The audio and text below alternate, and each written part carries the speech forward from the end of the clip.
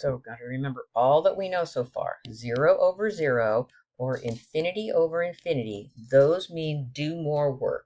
Simplify, factor, cancel, something, right?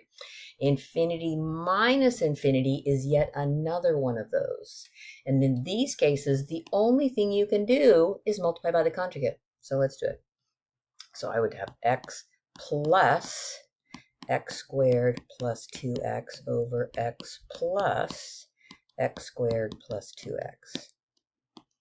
Okay, so then you know in the numerator, I'm going to have that difference of squares. That's what the conjugate does, right? So I'll have x times x. That gives me an x squared. Make that a little neater. And then the outside and the inside terms cancel. And so I would have this term, these two radicals multiplied. So be careful with that negative sign. And I'd have an x squared plus a 2x. All over, and then don't forget the denominator, right? Okay, so let's multiply distribute that negative sign. So I'd have x squared minus 2x all over x plus x squared plus 2x. Okay, so let's see what I've got here. Limit x goes to infinity. You can see that the x squareds cancel. So in the numerator, I'm left with a negative 2x. In the denominator, I've got this. Okay, this is where it gets tricky. So the highest power from the numerator, you can see, is this x to the 1 power, right? So I carry the coefficient, so I'm carrying x to the 1 along, just emphasizing it's to the 1 power. So this is an x to the 1 power, but so is this. The square root of x squared. Remember what that was? That is defined as absolute value of x. So that is an x to the 1 power. So this is an important step I need to see in your work, that you would say plus absolute value of x. And then this thing here just fades off in the distance because at this point you're taking highest powers. So these are the three terms that have x to the 1 power. Okay, so now we need to use this definition of this absolute value. And this definition says if the number inside there is positive, and we're going to positive infinity, so it is positive. So if it's positive, we just get x out. So you would say limit as x goes to infinity, so carry the negative 2x in the numerator, x plus, and you replace this with an x. So these are the really important steps I need to see. I need to see you doing this to this, replacing that with the absolute value of x.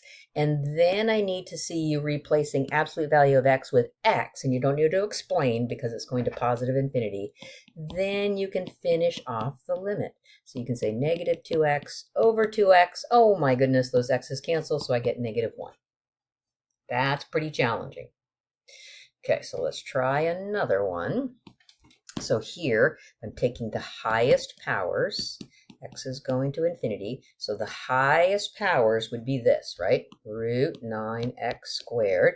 The 4 kind of fades off in the distance. The highest power from the denominator would be 2x. That 4 fades off in the distance. So then, let's separate that radical, right? Because you know, root AB is the same thing as saying root A, root B. So I can say root 9, root x squared all over 2x. So then, this is the important step. I'm going to rewrite root 9 as 3, but this is the big deal I need to see. I need to see that you replace the square root of x squared with the absolute value of x, and then you just carry that denominator along.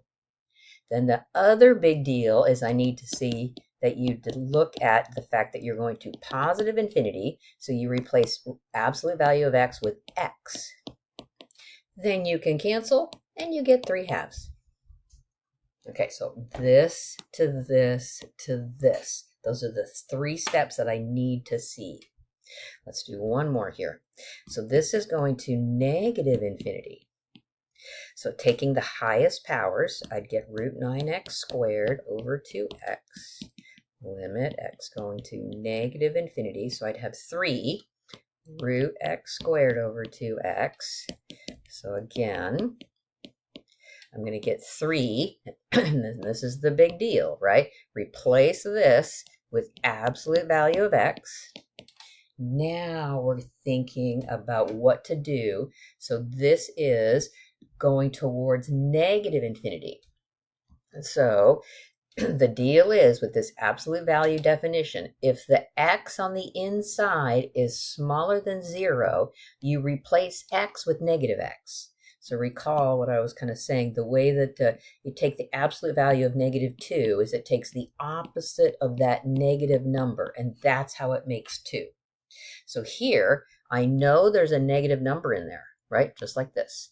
So what I need to do is I need to replace that x, the absolute value of x with negative x, like negative of the negative number, right? 2x, then I cancel the x's, and I get -3/2.